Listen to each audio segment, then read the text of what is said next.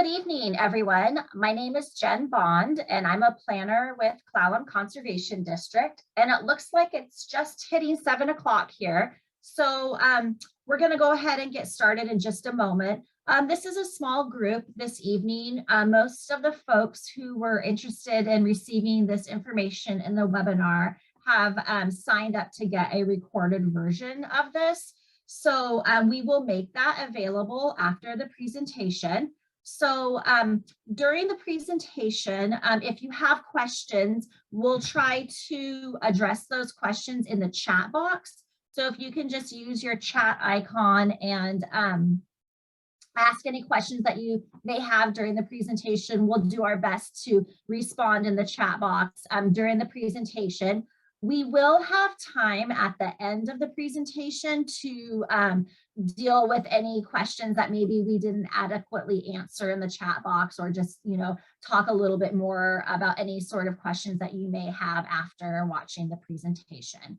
Thanks for, taking some time out of your evening to learn a bit more about soil testing. And with that, we're going to go ahead and get started. So welcome, everyone. Thank you. All right, so first we're going to talk just a little bit about what conservation districts are. Both Jennifer and myself have worked for the district for many years. I've been here over 16 as a conservation planner, and I believe Jennifer's right around 20 years. So we really enjoy what we do, and we'll talk just a little bit about the services that we provide as well as our coworkers. So conservation districts are nationwide grassroots organizations that are dedicated to protecting and improving natural resources. So what we get to do is provide assistance to land users in Clallam County to help protect and conserve natural resources. And all of our services are non-regulatory. We don't do anything with permits or fines or anything like that. And our services are free of charge, other than our soil testing service, which we have a fee because it goes out to a laboratory for testing, and our plant sale, where folks purchase plants from us. Everything else is completely free. So if you need technical assistance from us, that is completely free of charge. You can visit our website for more information on those services. And just a recap of the types of things that we do. I know many of you are familiar with these items, but we hold natural landscaping courses in the spring and fall. We also do horse and livestock land management webinars and farm tours, much like what you're participating in now. And we do go out and help horse and livestock owners on site with farm management. So things like manure, mud, pasture management, those are all things we can help just overall farm, looking at your farm in general. And we also can help with stream restoration. We do have a manure share program that is of interest to quite a few people that are looking for nutrients to bring onto their site, or those who are looking to get rid of manure. So what it is it's a program to get people who are producing and collecting manure, cattle, horse, sheep, goats, connected with people who need that manure on their sites. So you can look at our website for more information and to sign up for that if you're interested. We also do quite a few irrigation piping projects to try to keep more water in the Dungeness River. And we hold an annual native plant sale. And then we also have a soil testing program, which I will talk about more today. All right, so kind of the outline for today is we're going to first talk about soil nutrients and pH. Then we're going to just look a little bit at low fertility pastures and haylands and the characteristics that we normally see with those types of scenarios. Then we're going to talk about how to take a soil test, a little bit on reading a soil test, and then we'll just briefly talk about nutrient and fertilizer applications. Okay, so the first part here, it's a little bit dry, but it is important to understand what exactly the nutrients are that plants need and how we can go about getting them into the plants. So the top three nutrients that plants need are carbon, hydrogen, and oxygen. And luckily, these are all supplied through water and air. So these aren't things we need to worry about other than through irrigation if we do need to supplement our plants with water. The other ones that they need there's 13 additional nutrients that plants need to grow. So they're divided into two groups based on the quantities that are needed by plants, and those are macronutrients and micronutrients. And we're going to focus on the macronutrients today and not really touch too much on the micronutrients. Those are much harder to really finesse and fine tune in the soil. So the macronutrients are the ones that we've found really can have the most benefit, especially for pasture and hayland scenarios. Okay, so macronutrients are ones that are needed by plants in large amounts. So things like nitrogen, phosphorus, potassium, sulfur, calcium, and magnesium. Those are the ones we're really going to look at right now. So nitrogen is one of the most key ingredients for plant growth. And we do find that in our area, this is almost always deficient. Very rarely do we have a soil test come back in that shows that someone has enough nitrogen. Typically, people are going to be deficient in nitrogen. And what we will see in nitrogen deficient plants is light green and yellow leaves and oftentimes stunted growth.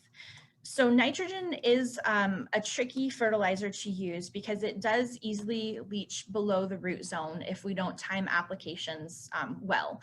So if we apply nitrogen when plants aren't actively growing and then we get a heavy rainstorm or we irrigate heavily, it can push that nitrogen right out of the root zone and end up causing problems for water quality and end up wasting money. So we have to really time nitrogen applications with plants being ready to actually absorb that nutrient and take it up. Something else to think about is sometimes people use wood products. It wouldn't be so much for a pasture or a hayland scenario, but if you're doing row crops or things and you're using any kind of a wood-based product, a lot of times that can actually bind up some of the nitrogen in your system and not make it as available for the plant right at that time. So keep an eye out if you do use anything like that, any wood products like that, because sometimes that can cause a deficiency until that material is broken down. So in grass plants, we can see here, these are definitely nitrogen deficient grass plants. And what we'll usually see is the yellowing will start in the oldest leaves first, and it'll typically start at the tip and kind of work its way down the plant. It'll also cause a lot smaller plants. So we'll just kind of see a reduction in growth as well as this yellowing when we have a nitrogen deficiency in grass plants. So now onto phosphorus. Phosphorus is needed for root, flower, fruit, and seed production. So for grass and hayland, roots are really what we're worried about that it's going to cause some problems for. So plants that are deficient, a lot of times they're going to have stunted roots, and we're also going to see a purpling on the leaf edges that I'll show you in just a moment. And the good thing about phosphorus is it doesn't leach out of our system like nitrogen does. So whereas nitrogen will leach out of the soil with high rainfall, phosphorus is tightly bound to soil particles. So you're not going to get that loss like you're going to get with nitrogen, which can be good and bad in some scenarios. We've had people do soil tests on farms that were an old dairy maybe 50, 60 years ago, and their phosphorus levels are still high and in excess because of all the manure that was put on, over the years, and then it just built up in the soil, and because it doesn't leach out, it'll just stay with the soil. So that's where a soil test is really important to do, to see if you may actually have some of these nutrients at a level where you don't need to continue to add more and continue to build those up in your soil to a level that they don't need to be at.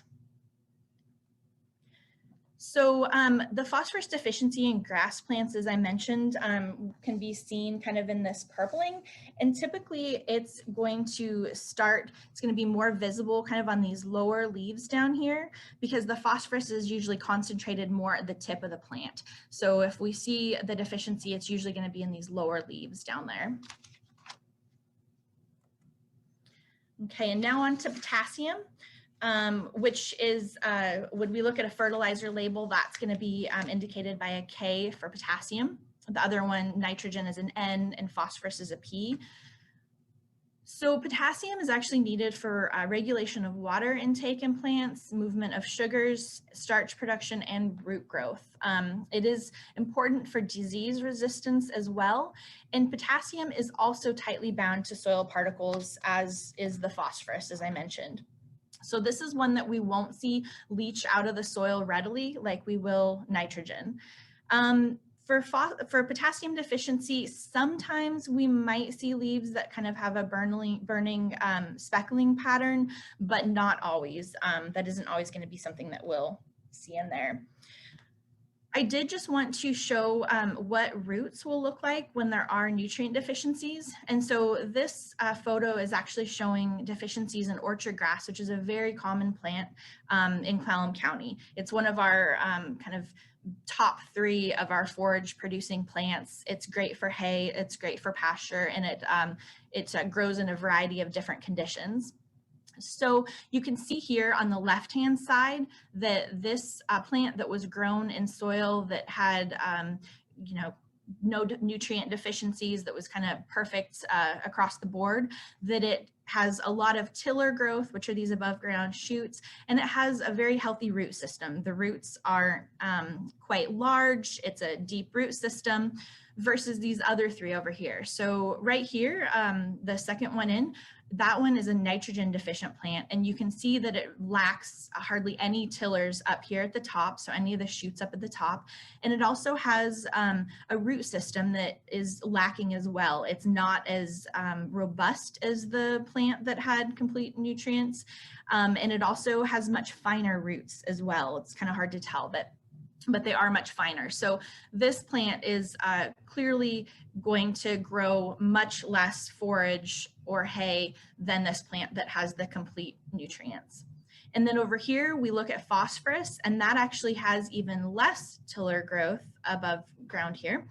And then the root system, while it's maybe not quite as bad as the nitrogen deficient plant, it looks like it goes down deeper. It has fairly thick roots. It's just still not as robust as that first plant. And then when we go over here to the potassium deficient plant, which is the last one here on the right-hand side, that one you can see it didn't really affect the amount of tiller growth above ground. So you may still have pretty good growth above ground, but you can see that the root system is quite a bit less than the plant that was grown with adequate nutrients. So all these nutrients, they play a part in how much forage we can produce and how healthy our plants will be, through the years. So if we continue to have nutrient deficiencies, the plants will just continue to produce less and less, the root systems will get weaker, and then we'll get more weeds and things coming into our system as well. Okay, so now we're going to just talk quickly about sulfur. Sulfur is another one that is common that we put on pastures and haylands. And when we look at a fertilizer label, which we will later on, this is typically the 4th element in the ratio that we see on a fertilizer bag. And it's not always there, and it's not always going to be needed in a system, but it is another important one to put down if you do actually need that as a fertilizer. So sulfur is needed for protein synthesis and chlorophyll production. And plants that are deficient, they may have a uniform yellowing in the new and upper leaves.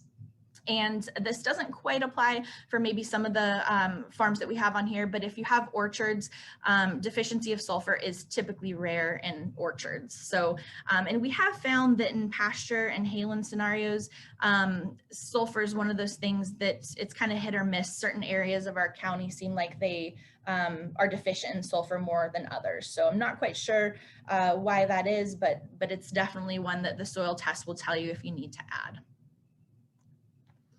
Okay, and calcium is another very important nutrient.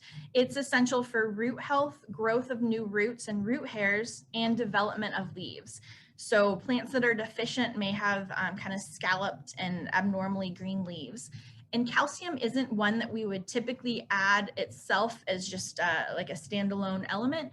It's typically going to be corrected in the soil by using lime or dolomite, depending on how much calcium versus magnesium that you actually need. And luckily the soil test will tell you, you know, if you are low in this or in magnesium, which element, whether you need lime or dolomite to correct those deficiencies. And so magnesium is the last one that we are going to talk about, and it is a key component of chlorophyll, which gives the green coloring of plants. And deficient plants tend to have yellowish, bronze, or reddish colored older leaves while the veins remain green.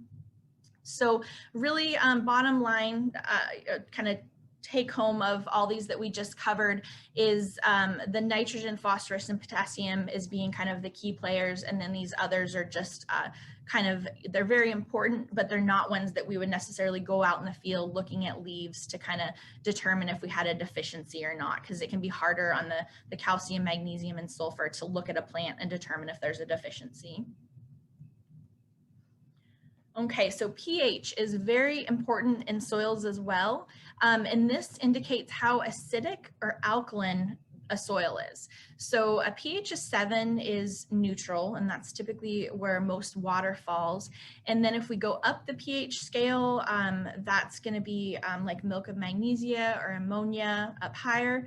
And when we go down the pH scale, that's when we're going to get into things like vinegar and lemon juice, you know, down lower, more acidic. So typically our soils around here in the West End are going to be anywhere from about a 5.3 up to maybe a 5.7 because they get more rainfall. And so rainfall tends to leach away the basic ions, which leaves hydrogen ions, which are more acidic. So basically, when we head east into Sequim, where we're getting less rainfall, we find that the pH actually tends to go up a little out in that area. So we've seen soils that naturally are just maybe even up about a 6.3, 6.4 range. And usually grass plants want to grow at a pH of about 6 to 7. So you can see on this graph here where everything lays. So at the bottom here, we have the pH. So a pH of 4, 5, 6, 7. So if we look up at a pH of about 6.5 and we follow it up towards where the nutrient availability of all these nutrients are, then we'll see that most of them are going to be available right there at that range of somewhere between 6 and 7. So nitrogen, potassium, and sulfur, those will all be available kind of at a wide range. Phosphorus, a little bit more narrow range here between 6 and 7. Calcium and magnesium, better at a pH of 6 and above.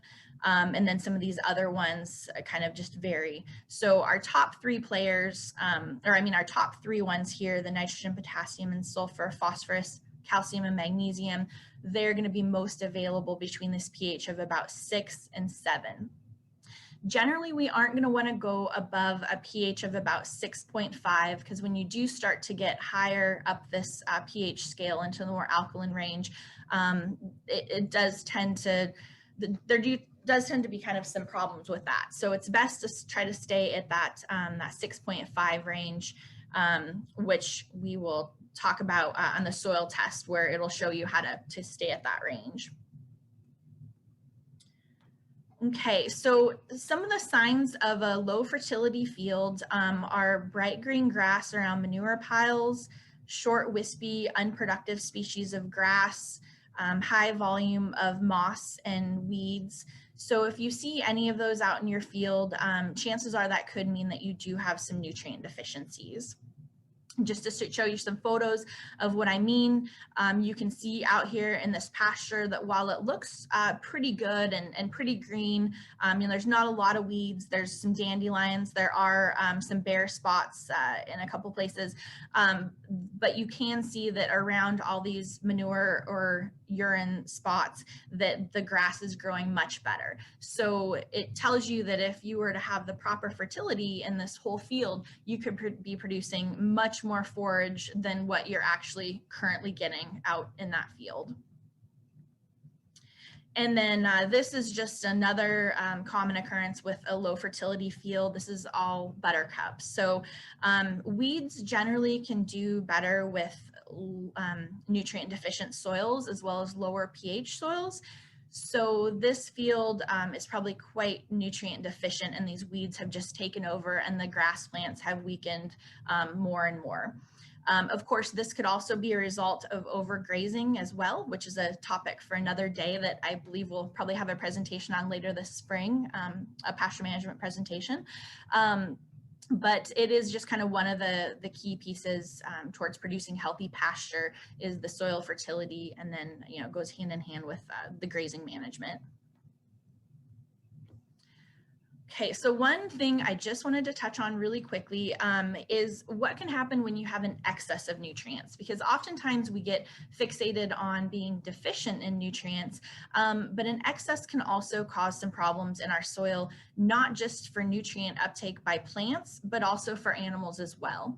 So grass tetany is actually a disease that we have seen occur in Clallam County.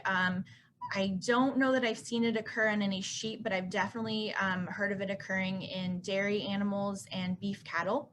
And it's caused by low blood levels of magnesium. So typically cows and ewes in late gestation or heavy lactation are going to be the most susceptible to grass tetany.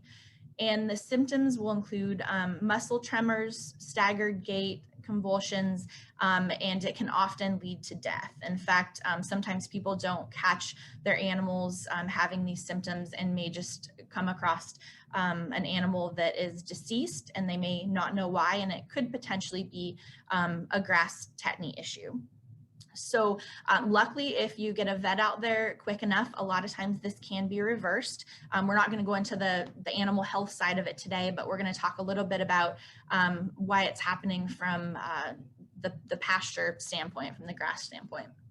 So pastures, if they're fertilized with an excess of nitrogen and potassium, they are going to be more likely to induce the grass tetany. So what happens is plants uptake the nitrogen and potassium, and then this decreases the magnesium that's available to the animal, which can cause low blood levels of magnesium and lead to the grass tetany.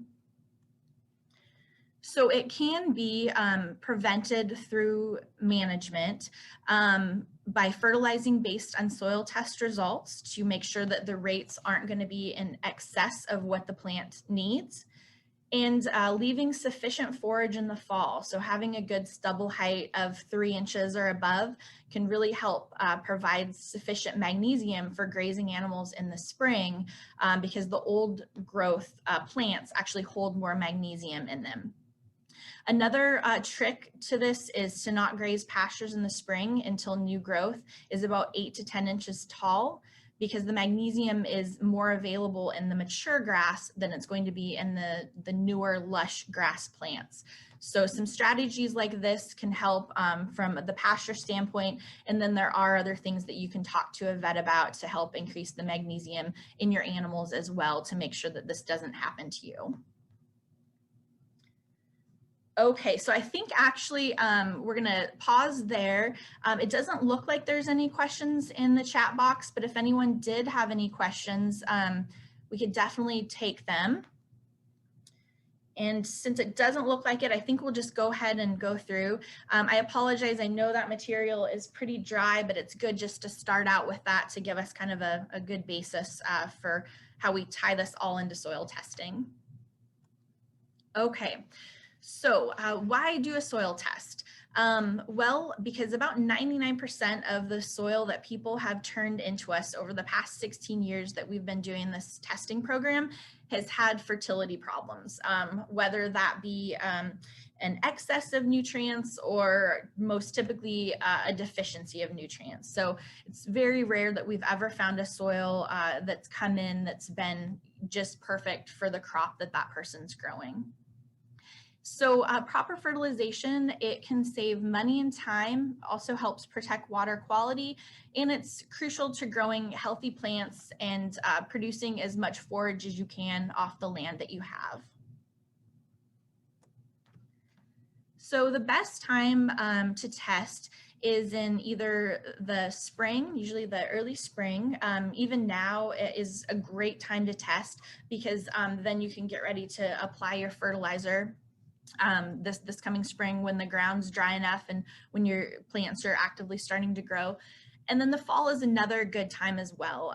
The fall is when we typically recommend is a good time to do it, because then you can have all winter to kind of get ready for fertilization the following year. Plus, there are some amendments that are good to apply in the fall so that the rain over the winter time can help push those down into the soil and help you to see the increase in forage the coming spring.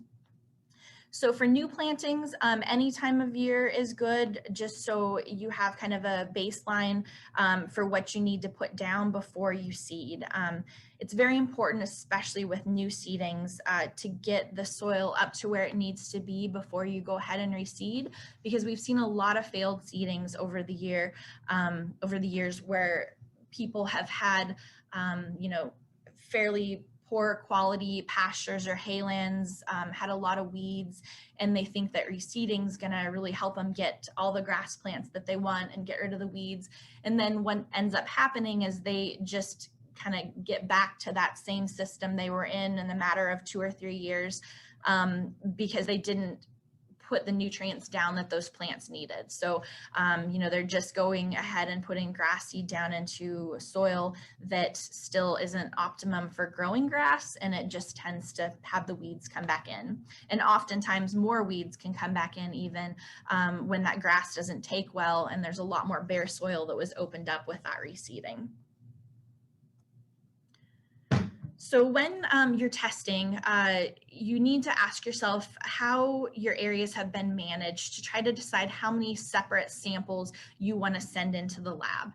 So for instance, if you have let's say you have 4 fields, and one has been exclusively pasture, another has been exclusively hayland, and then another one has been a winter feeding pasture, and another has been kind of pasture and hayland both.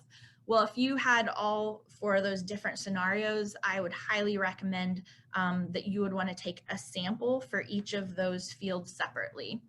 And the reason being is that with a pasture scenario, you're going to have those nutrients going in the animal and then being cycled back out. So about 70% or so of your nutrients are really, for the most part, going to be cycled back into that system and not lost. Whereas a hay field, every time you cut hay off of that field, you're removing those nutrients from the soil and taking them off site.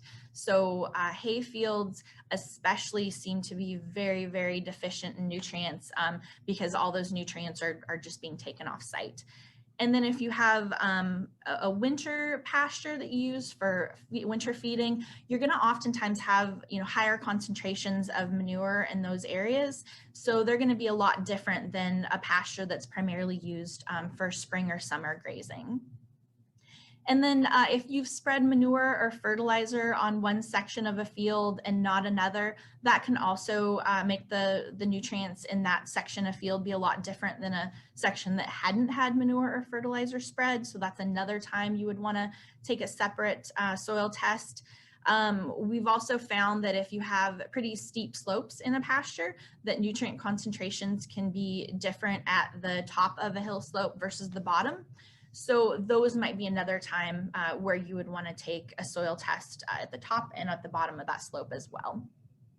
The other time is if you have crops that are very different. So if you have one pasture that's just a grass pasture versus another pasture that's maybe a grass clover mix or grass alfalfa mix, I would actually suggest that you would take separate tests from both of those so that you can get recommendations that are specific to grass and specific to a grass legume, which is alfalfa and clover are considered legumes, that are tailored to those, because grass actually needs more nitrogen than a grass legume system, because clover and alfalfa, they actually can take nitrogen, they kind of produce nitrogen for the system. And so if they are fertilized with a high nitrogen concentration, that can tend to actually make those legumes leave your system and keep your grass healthier. So that's kind of another time where you would want to do a different test. All right, so soil testing supplies. So as I mentioned on that first picture, Anna Swanberg was using a soil probe, which I believe in this photo, it's kind of hard to see, but I think that's what these kids are using here too. And the soil probe is great because you can step it down into the soil and you can go the desired depth that you want, and then it just pulls out a nice uniform core of soil. If you don't have a soil probe, which we can loan them out to you free of charge at our office, then a spade or a shovel and a knife works as well. And I'll show you kind of how that will work in a minute. Then you also want to have a bucket and a small spade or a potato masher, and then a Ziploc bag or Tupperware container to put the soil in once you have all your samples mixed together. Okay, so the first thing when you're taking your test, you have all your supplies gathered, you're gonna go out and you're gonna wanna remove the vegetation and organic material, that's on the surface. So you don't wanna have a lot of grass, you don't wanna have rocks, things like that in there. You wanna try to get down to the bare soil and then take your sample from that bare soil down. And when we test, typically we're going to want to do a 6-inch depth for pastures and hayfields. The only exception to that is a lot of times dairy farms or farms that are really looking at their nutrient concentrations, they're going to want to go down to a depth of about 12 inches to see how far the nitrogen has been pushed through their system during the year. So they do that test in the fall to see if the irrigation had pushed nitrogen out of the root zone, which is about 12 inches, or if the concentrations of nitrogen, were really high. They'd know that they'd put on too much nitrogen for that year. So that's the only time you'd want to do a depth of 12 inches. So for most of us, a depth of 6 inches is where we want to be. And if you don't have a probe, that's where you're going to take your shovel and you're going to get out kind of a V-shaped slice of the soil. And then you're going to take your knife and you're actually going to cut off the sides of the V to form this nice uniform sliver of soil. And it's very important to have that nice uniform sliver so that you're not getting more soil from a deeper depth or a more shallow depth, because that can really skew showing what nutrients are actually available in your soil. You want a nice uniform soil profile there in order for sampling. Okay, so you're going to want to go through and do that about 10 to 15 different locations throughout your predetermined testing area. So if this is your field out here, you just want to randomly walk around, avoiding any manure piles or any areas that aren't characteristic of what the rest of the field has going on. And you're going to want to take those samples from 10 to 15 different spots. Once you have those, you take all those little subsamples, those 10 to 15 different subsamples, put them in a bucket, and that's where your small garden spade or your potato masher comes in really handy, because you're going to want to mix up all of those subsamples into one sample that will then be sent off to the lab for testing. So this is where you'll take your stirred up soil, put it in a Ziploc bag or Tupperware container with about 3 to 4 cups and send it off.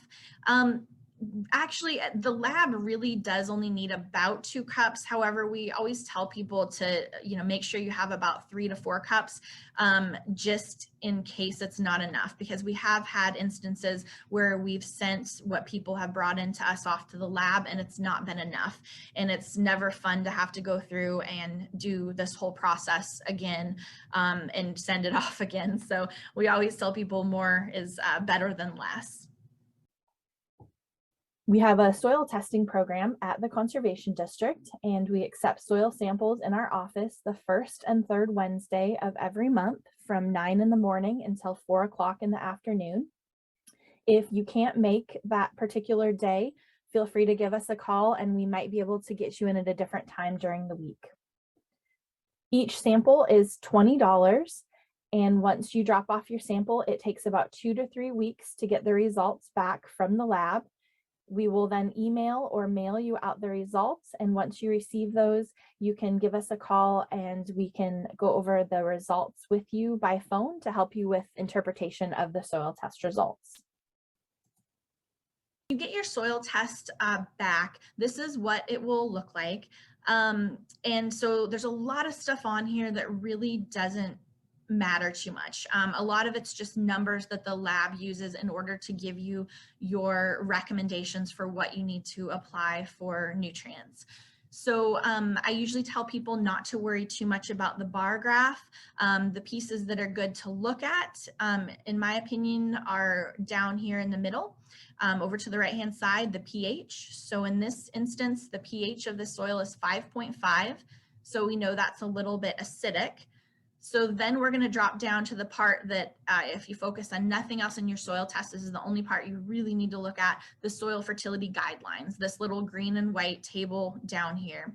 So because that pH was 5.5, in this instance, the lab is recommending that 7,000, and here's your rate over here above the table, pounds per acre, be applied to this field. And we can see right here, our crop is grass hay. So the 7,000 pounds of lime would help get the pH up to where it needs to be for this grass hay crop.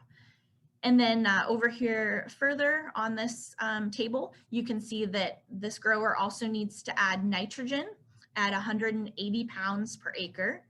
And the nitrogen, we never want to apply more than 60 pounds of nitrogen at any one time because it can burn our plants. So that would have to be split up into 3 at the least applications throughout the growing season, and a little bit can be put on in the fall as well. So this person would probably do kind of an early season, maybe February or so application, maybe one a little bit later on if they can get it on right after they pull hay off of it. If they're going to do a second cutting, they could do something like that, and then another small application in the fall. And then they also need phosphorus and potash, which is potassium, and a little bit of sulfur as well. So if you get your soil test back, we can help you try to figure out how much you need to calculate out based on the actual fertilizer that you end up buying. So feel free to call us and we can kind of help you through all this stuff. But I just wanted to give you kind of a brief look at what a soil test would look like if you go ahead and send your soil off to get one. Okay, so the fertilizer label, as I mentioned before, there's going to be a ratio on the fertilizer bag, and it's either going to be 3 numbers usually or 4 numbers if it has sulfur. So this first number is how much nitrogen is in the bag. So this particular product has 5% nitrogen.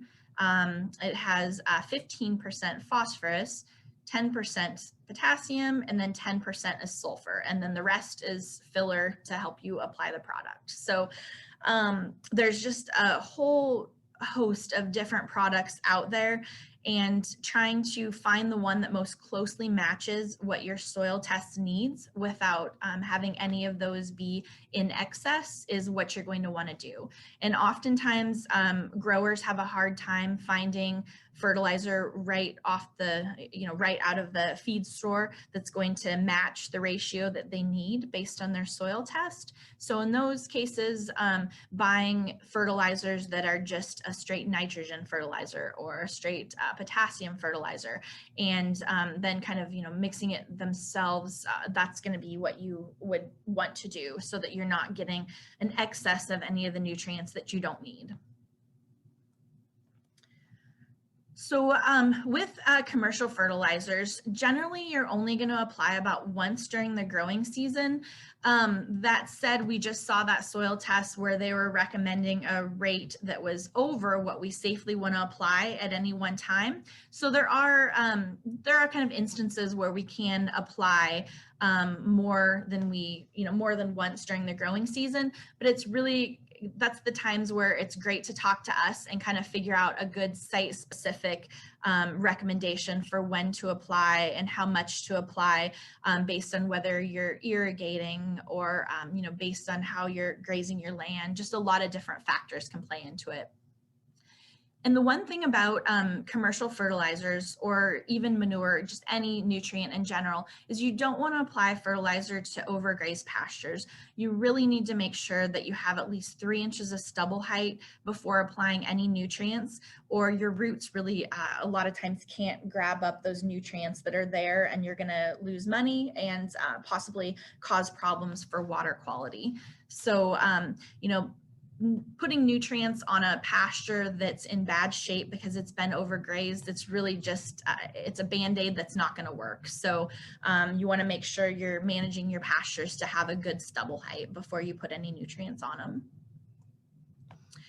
And so we get asked this question quite a bit, the difference in organic versus chemical fertilizers. And really, nutrients are nutrients, and plants don't necessarily distinguish a difference in the nutrients. However, there are kind of some differences in how these fertilizers are taken up in the soil. Organic fertilizers are often more slowly released, and that can be good or bad depending on how quick you need those nutrients to be available to your plants. So if you put down organic fertilizer that's going to take months to really be able to be available for those plants, that may not do what you needed it to in that growing season. Organic fertilizers are oftentimes a lot lower in nutrient concentrations. And so for pastures and haylands, a lot of times the organic fertilizers just aren't going to be able to be financially feasible, since it's going to cost a lot in order to get down the amount of nutrient that you need. So I haven't worked with any pasture or hayland folks, I don't believe, that have put down organic fertilizers because of the cost constraints. And let's see, organic fertilizers, however, they are great though, and that they do feed beneficial microbes, which can make the soil easier to work and improve the structure of the soil. So for row crops, gardens, things like that, organic fertilizers can really be a great way to go. And not to say they're not a great way to go for pastures and haylands, they just oftentimes can be really cost prohibitive. So applying manure for nutrients can be a little bit tricky. So if you get a soil test and you know exactly how many nutrients you need, it can be a challenge to try to figure out the amount of nutrients you're going to get on with manure. So there is a really great document or handbook, I guess it's called, that you can actually look at the pounds of nutrients per ton of manure. And so there's the link to it there. You can also, I believe, Jen, maybe correct me if I'm wrong, I think you can probably Google NRCS Ag Waste Management Field Handbook, and that should come up. Yeah, you can do that. And it is a very lengthy book, but if you go to, if you just Google the NRCS Ag Waste Management Field Handbook, it will take you to the link. And if they have it organized by chapter, but I strongly encourage folks who are serious about using animal and livestock manure for fertilizing and pastures, to just check out chapter 4. It goes through just detailed characteristics of the estimate of pounds of nitrogen, phosphorus, and potassium that would be found in each ton of that livestock type. So there's a lot of variety depending on what sort of manure you're getting, whether it's poultry manure or washed dairy manure. So yeah, it's a good resource. And maybe we can try to link this specific spot too on our website, just to make it a little bit easier for folks trying to find that information. Oh, that's a great idea. Thanks, Jen. I knew you'd looked at that more recently than I had, so I appreciate you hopping in to mention that. The other trouble with nutrients is that we really have to make sure manure piles are covered so that the nutrients aren't leaching out, especially nitrogen. So if you have an uncovered manure pile and it sits out all through the winter, you're going to lose so much of your nitrogen that, a lot of times you're just going to be putting phosphorus and potassium out when you're actually applying that manure to your fields. So covering it is absolutely imperative to keeping those nutrients in, and also being able to know correctly how much you're going to be getting out there. Otherwise, using this NRCS Ag Waste Management Field Handbook and trying to calculate nutrients off of that, it's really not going to be accurate unless you did cover that manure pile. Okay, so again, don't apply fertilizer or manure if your plants are less than 3 inches, as I mentioned before. And we just wanted to pop this slide up to kind of give you a good look at why we don't want to be applying that fertilizer and manure when our plants are short. So you can see here what the root system is going to look like on these grass plants that are taller, they're healthy. Typically in a grazing system, we want to grow our plants up to about 6 to 8 inches and then not graze it until it's at that height. Then go through, graze it down to about 3 to 4 inches and then rest it. That allows our root system to stay nice and long versus this root system here in a continuous grazing system where it's just always staying low, 3 inches or less. It's going to have this very, very shallow root system, which isn't going to take up near the nutrients that this nice, healthy grass plant is here. And then over here, you can see that real life example showing what this graphic is showing there. So timing of nutrient applications, as we just talked about, very important. Oftentimes it's recommended to split into multiple applications. And if you are reseeding, it's really great to till the nutrients into the top 6 inches, especially things like phosphorus or lime that move very slowly through the soil, and work those in right before planting. That's going to help get them into the root zone as quickly as possible. For established fields, applying once in the early spring and then typically a small amount in the early fall is generally what we'd want to do. Again, like I said, though, very site specific and soil test specific, so we can help you with that. And you also want to apply when forage plants are actively growing, as we talked about, just to make sure those nutrients are going to be utilized and not leached out. So lime and dolomite, they actually both raise the pH of soils to make them less acidic, because the pH of around 6 is going to be optimum for grass plants. And usually if there is no soil test around here, oftentimes applying at a rate of about 1 to 2 tons per acre is going to be a good idea. Again, best to get a soil test though, so you're not wasting your money if you don't need it, but most of our soils around here do need it. And the great part about lime is once you get your soil level up to where it needs to be, it's going to stay there and stay at that correct pH for a long time. It doesn't move quickly through the soil, so it'll be there and keep your pH up for potentially a decade even, if you get it up to where it needs to be. And fall's a great time of year to apply lime because, as I mentioned, it moves slowly through the soil profile, so the rain can really help us get it in and incorporate it into the soil. Okay, so quickly, just a few ways to apply fertilizer.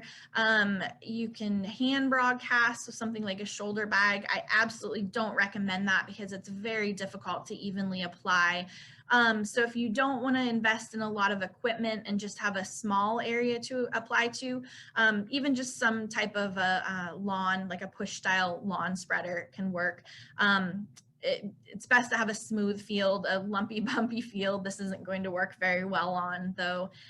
So that brings us into the equipment that most people around here are using, something they can pull behind an ATV or a lawn or small tractor. And so we can see there's a couple of different pull type spreaders, and then also a manure spreader that can be pulled behind an ATV or probably even a lawn tractor as well. And then we get into the larger equipment, a large manure spreader there, or some type of PTO cone spreader. So there's a lot of different equipment out there available. We do have some local resources that carry equipment. Coastal Leets Farms, I believe Clallam Co-op still has some equipment. I don't think Airport Garden has any equipment. However, all 4 of these places do carry fertilizer and lime.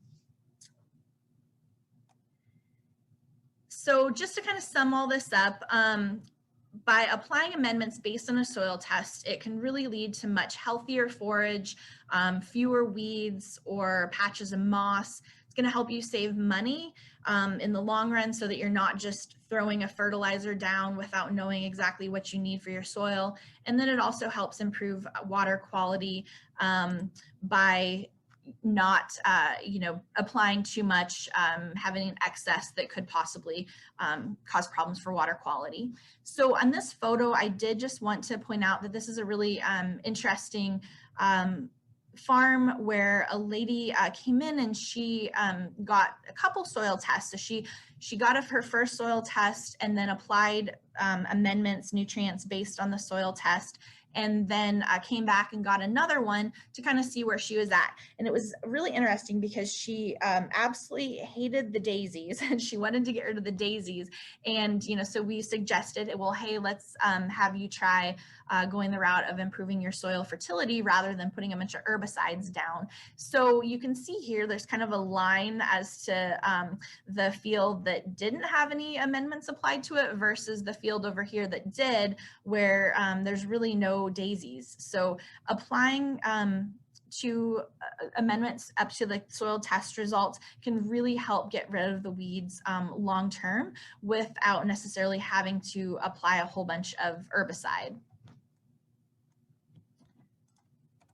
Okay, and another thing that I think has probably come across today is that improving your soil health, it's really just one piece of the puzzle for improving pastures or even haylands. So really you don't want to overgraze or mow your pastures or your haylands below 3 inches. If you go lower than that, you really start to damage your grass plants because their growing points kind of sit right there at the 3-inch mark. So you go below and it just damages them.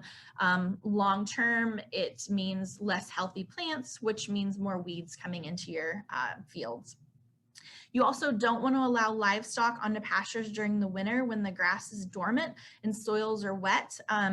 The grass, when it's dormant, it can't handle the continuous grazing, and you also run the risk of compacting your soils by having animals on them when they're wet, which decreases the pore space, leads to less water availability during the summer, and can damage the root system. So it's just really another part that if you want to have good, healthy pastures, keep the animals off them in the wintertime.